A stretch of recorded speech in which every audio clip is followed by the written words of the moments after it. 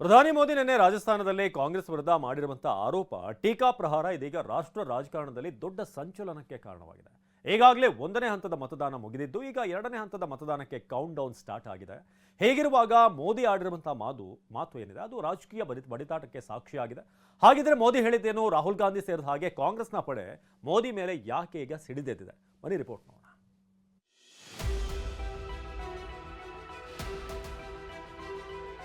पहले जब उनकी सरकार थी उन्होंने कहा था कि देश की संपत्ति पर पहला अधिकार मुसलमानों का है.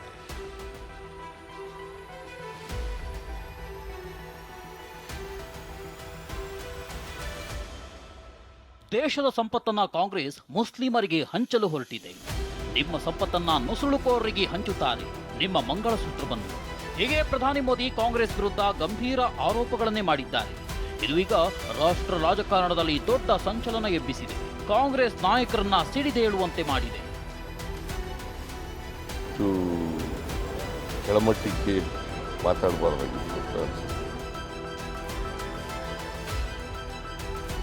He is the head of the country and all people in this country are equal. ಓಟಿಗೋಸ್ಕರ ಮಾತನಾಡ್ತಕ್ಕಂಥದ್ದು ಒಳ್ಳೆ ಬೆಳವಣಿಗೆ ಅಲ್ಲ. ನಿನ್ನೆ ರಾಜಸ್ಥಾನದ ಜಾಲೂರ್ ಮತ್ತು ಬನ್ಸಾವಾರ್ದಲ್ಲಿ ಚುನಾವಣಾ ಪ್ರಚಾರದಲ್ಲಿ ಭಾಗವಹಿಸಿದ್ದ ಮೋದಿ ಕಾಂಗ್ರೆಸ್ ವಿರುದ್ಧ ಗುಡುಗಿದ್ರು. ಹಿಂದೆ ಮನಮೋಹನ್ ಸಿಂಗ್ ನೇತೃತ್ವದ ಸರ್ಕಾರವಿದ್ದಾಗ ದೇಶದ ಸಂಪತ್ನಲ್ಲಿ ಮೊದಲ ಅಧಿಕಾರ ಮುಸ್ಲಿಮರಿಗೆ ಎಂದು ಹೇಳಿದ್ರು. ಈಗ ಕಾಂಗ್ರೆಸ್ ಪ್ರಣಾಳಿಕೆಯು ಅದನ್ನೇ ಹೇಳ್ತಿದೆ. ನಿಮ್ಮ ಸಂಪತ್ತನ್ನ ಯಾರಿಗೆ ಹೆಚ್ಚು ಮಕ್ಕಳಿದೆ ಅವರಿಗೆ ಹಂಚಲಿದ್ದಾರೆ, ನುಸುಳುಕೋರರಿಗೆ ಹಂಚಲಿದ್ದಾರೆ ಅಂತ ಆರೋಪಿಸಿದರು. पहले जब उनकी सरकार थी उन्होंने कहा था कि देश की संपत्ति पर पहला अधिकार मुसलमानों का. इसका मतलब ये संपत्ति इकट्ठी करके किसको बांटेंगे? जिनके ज्यादा बच्चे हैं उनको बांटेंगे, घुसपैठियों को बांटेंगे. क्या आपकी मेहनत की कमाई का पैसा घुसपैठियों को दिया जाएगा? आपको मंजूर है? ये कांग्रेस का मैनिफेस्टो कह रहा है कि वो माताओं बहनों का सोने का हिसाब करेंगे, उसकी जड़ती करेंगे, जानकारी लेंगे और फिर उस संपत्ति को बांट देंगे. और उनको बांटेंगे जिनको मनमोहन सिंह जी की सरकार ने कहा था कि संपत्ति पर पहला अधिकार मुसलमानों का है.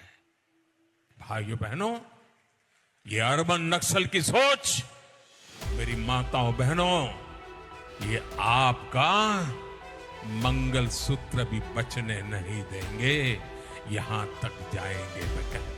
ಪ್ರಧಾನಿ ಮಾಡಿದ ಗಂಭೀರ ಆರೋಪಕ್ಕೆ ರಾಹುಲ್ ಗಾಂಧಿ ಟ್ವೀಟ್ ಮೂಲಕವೇ ಟಾಂಗ್ ಕೊಟ್ಟಿದ್ದಾರೆ. ಮೊದಲ ಹಂತದ ಮತದಾನದ ನಿರಾಸೆಯ ನಂತರ ನರೇಂದ್ರ ಮೋದಿ ಅವರ ಸುಳ್ಳಿನ ಮಟ್ಟ ಎಷ್ಟರ ಮಟ್ಟಿಗೆ ಕುಸಿದಿದೆ ಅಂದ್ರೆ ಭಯದಿಂದ ಅವರು ಈಗ ಸಾರ್ವಜನಿಕರನ್ನ ಸಮಸ್ಯೆಗಳಿಂದ ಬೇರೆಡೆಗೆ ತಿರುಗಿಸಲು ಬಯಸಿದ್ದಾರೆ. ಕಾಂಗ್ರೆಸ್ನ ಕ್ರಾಂತಿಕಾರಿ ಪ್ರಣಾಳಿಕೆಗೆ ಅಪಾರ ಬೆಂಬಲ ಸಿಗ್ತಿದೆ. ದೇಶವು ಈಗ ತಮ್ಮ ಸಮಸ್ಯೆಗಳ ಮೇಲೆ ಮತ ಚಲಾಯಿಸುತ್ತದೆ. ಉದ್ಯೋಗ, ಕುಟುಂಬ ಮತ್ತು ಭವಿಷ್ಯಕ್ಕಾಗಿ ಮತ ಚಲಾಯಿಸುತ್ತದೆ. ಇನ್ನು ಈ ಬಗ್ಗೆ ಟ್ವೀಟ್ ಮಾಡಿರೋ ಕಾಂಗ್ರೆಸ್, ಪ್ರಧಾನಿ ಮೋದಿ ಅವರಿಗೆ ಸುಳ್ಳು ಹೇಳುವ ಕೆಟ್ಟ ಅಭ್ಯಾಸವಿದೆ. ಇದೀಗ ಮತ್ತೊಂದು ಸುಳ್ಳು ಹೇಳಿ ಸಿಕ್ಕಿಬಿದ್ದಿದ್ದಾರೆ ಅಂತ ತಿರುಗೇಟು ಕೊಟ್ಟಿದ್ದಾರೆ.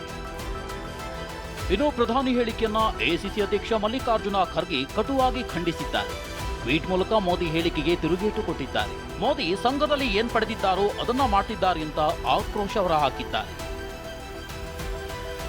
ಮೋದಿಯವರ ಆಕ್ರೋಶದ ಭಾಷಣ ನೋಡಿದ್ರೆ ಮೊದಲ ಹಂತದಲ್ಲಿ ಇಂಡಿಯಾ ಮೈತ್ರಿಕೂಟ ಜಯಬೇರಿ ಬಾರಿಸುತ್ತದೆ ಎಂದು ತೋರಿಸುತ್ತಿದೆ. ಮೋದಿ ಹೇಳಿರೋದು ದ್ವೇಷದ ಮಾತು, ದೇಶದ ಜನರ ಗಮನ ಬೇರೆಡೆ ಸೆಳೆಯುವ ತಂತ್ರವಾಗಿದೆ. ಅಧಿಕಾರಕ್ಕಾಗಿ ಸುಳ್ಳು ಹೇಳುವುದು ಸಂಘ ಮತ್ತು ಬಿಜೆಪಿ ತರಬೇತಿಯ ವಿಶೇಷತೆಯಾಗಿದೆ. ದೇಶದ 140 ಕೋಟಿ ಜನರು ಇನ್ನು ಮುಂದೆ ಈ ಸುಳ್ಳಿಗೆ ಬಲಿಯಾಗುವುದಿಲ್ಲ. ನಮ್ಮ ಪ್ರಣಾಳಿಕೆ ಪ್ರತಿಯೊಬ್ಬ ಭಾರತೀಯನದ್ದು. ಅದು ಎಲ್ಲರಿಗೂ ಸಮಾನತೆ ಬಗ್ಗೆ ಹೇಳುತ್ತದೆ, ಎಲ್ಲರಿಗೂ ನ್ಯಾಯದ ಬಗ್ಗೆ ಮಾತನಾಡುತ್ತಾರೆ. ಗೋವೆಲ್ಸ್ ನಂತಹ ಸರ್ವಾಧಿಕಾರಿಯ ಕುರ್ಚಿ ಈಗ ಅಲುಗಾಡುತ್ತಿರುವಂತೆ ತೋರುತ್ತಿದೆ. ಭಾರತದ ಇತಿಹಾಸದಲ್ಲಿ ಮೋದಿ ಅವರಷ್ಟು ಪ್ರಧಾನಿ ಹುದ್ದೆಯ ಘನತೆಯನ್ನ ಯಾವ ಪ್ರಧಾನಿಯೂ ಇಳಿಸಿಲ್ಲ.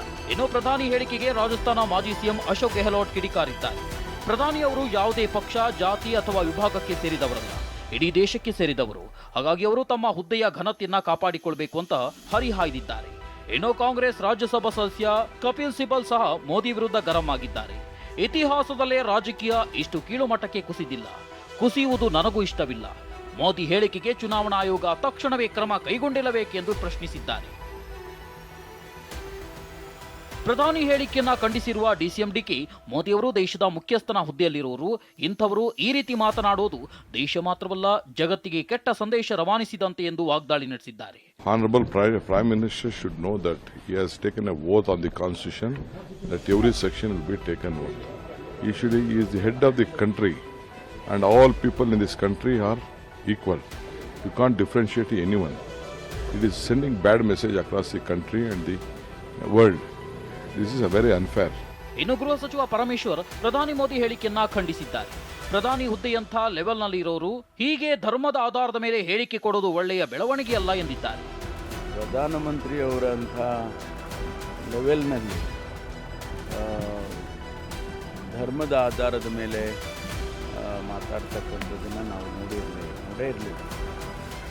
ಯಾವುದೇ ಪಕ್ಷದವರು, ಕಾಂಗ್ರೆಸ್ನವರು, ಭಾರತೀಯ ಜನತಾ ಪಾರ್ಟಿಯವರು, ಜನತಾ ದಳದವರು ಅಂತಲ್ಲ, ಯಾವುದೇ ಪಕ್ಷದವರು ಆ ರೀತಿ ಮಾತನಾಡಿದ್ದನ್ನು ನಾವು ನೋಡಿಲ್ಲ. ಎಲ್ಲರೂ ಕೂಡ ಭಾಳ ಓಟಿಗೋಸ್ಕರ ಮಾತನಾಡ್ತಕ್ಕಂಥದ್ದು ಒಳ್ಳೆ ಬೆಳವಣಿಗೆ ಅಲ್ಲ ಅಂತೇಳಿ ನನಗೆ ಅನಿಸುತ್ತೆ ವೈಯಕ್ತಿಕವಾಗಿ. ಇನ್ನು ಹಾವೇರಿಯಲ್ಲಿ ಮಾತನಾಡಿದ ಕಾಂಗ್ರೆಸ್ ನಾಯಕ ಬಿಕೆ ಹರಿಪ್ರಸಾದ್, ಮೋದಿ ಯಾವುದೋ ಪಂಚಾಯಿತಿ ಮೆಂಬರ್ ಅಲ್ಲ, ಎಲ್ಲ ನಾಗರಿಕರ ಜೀವ ಕಾಪಾಡುವುದು ಅವರ ಜವಾಬ್ದಾರಿ. ಅದನ್ನು ಮರೆತು ಸಮುದಾಯದ ಗುರಿ ಮಾಡಿ ಹೇಳಿಕೆ ನೀಡುತ್ತಿದ್ದಾರೆ. ಚುನಾವಣಾ ಆಯೋಗ ಮೋದಿ ಮೇಲೆ ಕ್ರಮ ಜರುಗಿಸಲಿ ಎಂದಿದ್ದಾರೆ. ನರೇಂದ್ರ ಮೋದಿ ಅವರು ಯಾವುದೋ ಪಂಚಾಯಿತಿ ಮೆಂಬರ್ ಅಲ್ಲ. PM ಅಂತ ಹೇಳಿದ್ರೆ ಪಂಚಾಯಿತಿ ಮೆಂಬರ್ ಅಲ್ಲ, ದೇಶದ ಪ್ರಧಾನಮಂತ್ರಿ ಆದರೆ ಸಂವಿಧಾನದಲ್ಲಿ ಮೂಲಭೂತ ಜವಾಬ್ದಾರಿ ಏನು ಅಂದರೆ ಎಲ್ಲ ನಾಗರಿಕರ ಆಸ್ತಿ ಪಾಸ್ತಿ ಜೀವವನ್ನು ಕಾಪಾಡ್ತಕ್ಕಂಥದ್ದು ಮೂಲಭೂತ ಜವಾಬ್ದಾರಿ. ಈ ಜವಾಬ್ದಾರಿಯನ್ನು ಮರ್ತಿರೋ ರೀತಿಯಲ್ಲಿ ಕಾಣ್ತಾ ಇದೆ. ನಿನ್ನೆ ಹೇಳಿರ್ತಕ್ಕಂಥ ಹೇಳಿಕೆ ನೋಡಿದಾಗ ಯಾವುದೋ ಒಂದು ಸಮುದಾಯವನ್ನು ಗುರಿ ಮಾಡಿ ಹೇಳಿರ್ತಕ್ಕಂಥದ್ದು ಭಾಳಷ್ಟು ದೊಡ್ಡ ನಾವು ಆಕ್ಷೇಪ ಮಾಡ್ತೇವೆ. ಅಷ್ಟಕ್ಕೂ 2006ರ ಡಿಸೆಂಬರ್ನಲ್ಲಿ ಅಂದಿನ ಪ್ರಧಾನಿ ಮನಮೋಹನ್ ಸಿಂಗ್ ಸರ್ಕಾರದ ಹಣಕಾಸು ಆದ್ಯತೆ ಬಗ್ಗೆ ಭಾಷಣ ಮಾಡಿದ್ರು. ನ್ಯಾಷನಲ್ ಡೆವಲಪ್ಮೆಂಟ್ ಕೌನ್ಸಿಲ್ನಲ್ಲಿ ಸಿಂಗ್ ಮಾಡಿದ್ದ ಭಾಷಣವನ್ನ ಪ್ರಧಾನಿ ಮೋದಿ ಉಲ್ಲೇಖಿಸಿದ್ದಾರೆ. ಹೀಗಾಗಿ ಮನಮೋಹನ್ ಸಿಂಗ್ ಕಚೇರಿಯಿಂದ ಸ್ಪಷ್ಟನೆ ಕೂಡ ಹೊರಬಿದ್ದಿದೆ. ಮನಮೋಹನ್ ಸಿಂಗ್ ಅವರು ಕೃಷಿ, ನೀರಾವರಿ, ಆರೋಗ್ಯ, ಶಿಕ್ಷಣ, ಗ್ರಾಮೀಣ ಮೂಲಸೌಕರ್ಯದ ಬಗ್ಗೆ ಮಾತನಾಡಿಸುತ್ತಾ SC STಗಳು, ಉಳಿದ ಹಿಂದುಳಿದ ವರ್ಗಗಳು, ಅಲ್ಪಸಂಖ್ಯಾತರು, ಮಹಿಳೆಯರು ಹಾಗೂ ಮಕ್ಕಳ ಅಭಿವೃದ್ಧಿ ಆಗಬೇಕಂತ ಹೇಳಿದ್ರು. ಅಲ್ಲದೆ SC STಗಳನ್ನ ಪುನಶ್ಚಿತಗೊಳಿಸಬೇಕಾಗಿದೆ ಎಂದಿದ್ರು. ಅಲ್ಪಸಂಖ್ಯಾತರು, ಅದರಲ್ಲೂ ಮುಸ್ಲಿಮರಿಗೆ ಸಂಪತ್ತಿನ ಹಂಚಿಕೆಯಲ್ಲಿ ಮೊದಲ ಆದ್ಯತೆ ನೀಡಬೇಕಾಗಿದೆ ಎಂದಿದ್ರು. ಅಭಿವೃದ್ಧಿಯ ಫಲದ ಹಂಚಿಕೆ ಅವರಿಗೂ ಸಮಾನವಾಗಿ ಆಗಬೇಕಿದೆ ಅಂತ ಹೇಳಿದ್ದಾರೆಂದು ಕಾಂಗ್ರೆಸ್ ಮಾಜಿ ಪ್ರಧಾನಿ ಮನಮೋಹನ್ ಸಿಂಗ್ ಅವರು ವಿಡಿಯೋ ಬಿಟ್ಟು ಸ್ಪಷ್ಟನೆ ಕೊಟ್ಟಿದ್ದಾರೆ. We need to be revitalized. We will have to devise innovative plans to ensure that minorities, particularly the Muslim minority, are empowered to share equitably in the fruits of development. They must have the first claim on our resource. ಸದ್ಯ ಮನಮೋಹನ್ ಸಿಂಗ್ರ ಭಾಷಣವನ್ನ ತಿರುಚಿ ಪ್ರಧಾನಿ ನರೇಂದ್ರ ಮೋದಿ ಭಾಷಣದಲ್ಲಿ ಉಲ್ಲೇಖಿಸಿದ್ದಾರೆ ಅಂತ ಕೈ ನಾಯಕರು ತಿರುಗೇಟು ಕೊಟ್ಟಿದ್ದಾರೆ. ಪ್ರಧಾನಿ ಮೋದಿಯವರ ಸಂಪತ್ತು ಹಂಚಿಕೆಯ ಮಾತು ಇದೀಗ ಕಾಂಗ್ರೆಸ್ ಬಿಜೆಪಿ ನಡುವೆ ಮತ್ತೊಂದು ವಾಗ್ಯುದ್ಧಕ್ಕೆ ವೇದಿಕೆ ಒದಗಿಸಿಕೊಟ್ಟಂತಾಗಿದೆ. Bureau report ಟಿವಿ9. ಇನ್ನು ಪ್ರಧಾನಿ ಮೋದಿ ಹೇಳಿಕೆಯನ್ನ CM ಸಿದ್ದರಾಮಯ್ಯ ಖಂಡಿಸಿದ್ದಾರೆ. ಪ್ರಧಾನಿಯಾಗಿ ಇಷ್ಟು ಕೆಳಮಟ್ಟದ ಮಾತನಾಡಬಾರದು, ಇಂಥ ಮಾತುಗಳು ಅವರ ಸ್ಥಾನಕ್ಕೆ ಅಗೌರವ ತರುತ್ತೆ ಅಂತ ಹೇಳಿದ್ದಾರೆ. ಅಷ್ಟೇ ಅಲ್ಲ, ಸಮಾನವಾಗಿ ಆಸ್ತಿ ಹಂಚಿಕೆ ಆಗಬೇಕು, ಅದುವೇ ನಿಜವಾದಂತಹ ಸಾಮಾಜಿಕ ನ್ಯಾಯ ಎಂದಿದ್ದಾರೆ. ಅವರು ಪ್ರಧಾನಮಂತ್ರಿಯಾಗಿ ಇಷ್ಟು ಕೆಳಮಟ್ಟಕ್ಕೆ ಮಾತಾಡಬಾರ್ದಾಗಿತ್ತು ಅಂತ ಅನಿಸುತ್ತೆ. ಯಾಕಂದರೆ ಯಾರಾದರೂ ಹಿಂದೂಗಳ ಮಂಗಳಸೂತ್ರನ ತೆಗೆದು ಮುಸಲ್ಮಾನರಿಗೆ ಕೊಡ್ತೀವಿ ಅಂತ ಹೇಳೋದಿದೆಯಲ್ಲ, ಅವರ ಸ್ಥಾನಕ್ಕೆ ಅಗೌರವ ತರ್ತಕ್ಕಂಥ ಮಾತುಗಳು. ಈ ದೇಶದ ಪ್ರಧಾನಮಂತ್ರಿಯಾಗಿ ಎಲ್ಲ ಜನಾಂಗದವ್ರನ್ನೂ ಕೂಡ ಸಮಾನವಾಗಿ ನೋಡ್ಕೊಳ್ತಕ್ಕಂಥ ಕರ್ತವ್ಯ ಅವ್ರದ್ದು. ಅವರು ಈ ಥರ ಮಾತಾಡೋದಿದೆಯಲ್ಲ, ಇದು ಅವರ ಶೋಭೆ ತರ್ತಕ್ಕಂಥ. ಕೇಳಿ, ಸ್ವಲ್ಪ ಹೇಳಗಂಟು ಕೇಳ್ರಿ, ಒಬ್ಬೊಬ್ಬರ ಕೇಳಿಯಪ್ಪ. ಸಮಾನವಾಗಿ ಆಸ್ತಿ ಹಂಚಿಕೆ ಆಗಬೇಕು, that is social justice.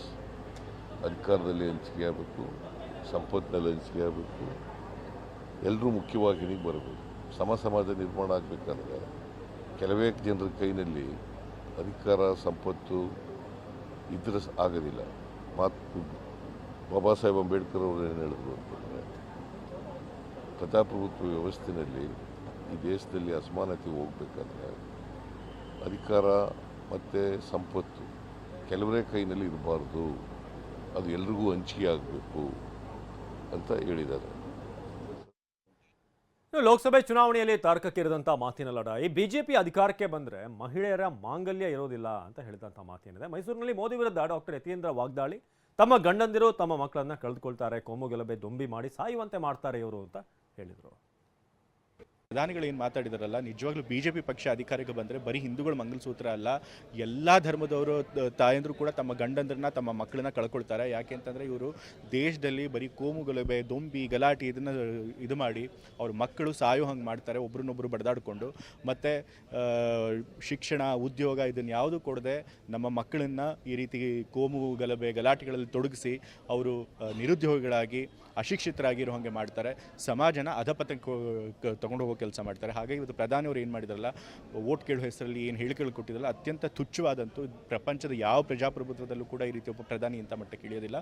So ಹಾಗಾಗಿ ಜನ ದಯವಿಟ್ಟು ಇಂಥ ವಿಷಯಗಳ ಕಡೆ ಹೋಗಬಾರ್ದು. ಜನ ಫೋಕಸ್ಡ್ ಆಗಿರಬೇಕು. ಅವ್ರ ಸಮಸ್ಯೆಗಳ ಬಗ್ಗೆ ಯಾರು ಮಾತನಾಡ್ತಾರೆ ಅಂಥವ್ರಿಗೆ ಬೆಂಬಲ ಕೊಡಬೇಕು. ಮತ್ತು ಬೇರೆ ಪಕ್ಷಗಳು ಕೂಡ ಈ ನಿಜವಾದ ಸಮಸ್ಯೆಗಳನ್ನು ಬಿಟ್ಟು ಬೇರೆ ಕಡೆ ಹೋಗೋದಕ್ಕೆ ಪ್ರಯತ್ನ ಪಟ್ಟಾಗ ಅದನ್ನು ಸರಿ ಮಾಡಿಸುವಂಥ ಕೆಲಸ ನಮ್ಮ ಜನ ಮತ್ತು ಮಾಧ್ಯಮಗಳು ಮಾಡಬೇಕು. ಪ್ರಧಾನಿಗಳು ಏನು ಮಾತಾಡಿ ಇನ್ನು ಪುತ್ರನ ಹೇಳಿಕೆಯ ಬಗ್ಗೆ ಸಿದ್ದರಾಮಯ್ಯ ಯತೀಂದ್ರ ಯಾವ ರೀತಿ ಮಾತನಾಡಿದರೆ ಗೊತ್ತಿಲ್ಲ, ಯಾವ ಅರ್ಥದಲ್ಲಿ ಅಂತ. ನಾನು ಮಾತನಾಡ್ತೀನಿ, ಅವ್ರ ಜೊತೆ ಮಾತನಾಡಿ ನಾನು ರಿಯಾಕ್ಟ್ ಮಾಡ್ತೀನಿ ಅಂತ ಹೇಳಿದ್ದಾರೆ. ದೇಶದಲ್ಲಿ ಕೋಮು ಗಲಭೆನ ತಮ್ಮ ಮೂಡಿಸ್ತಾ ಇದೆ, ಇದರಿಂದ ಹತ್ಯೆಗಳು ಆಗುತ್ತೆ ಅಂತ ಹೇಳ್ತಿದ್ದಾರೆ ಸರ್. ಬಿಜೆಪಿ ಮತ್ತೆ ಅಧಿಕಾರಕ್ಕೆ ಬರಬಾರ್ದು ಅಂತ.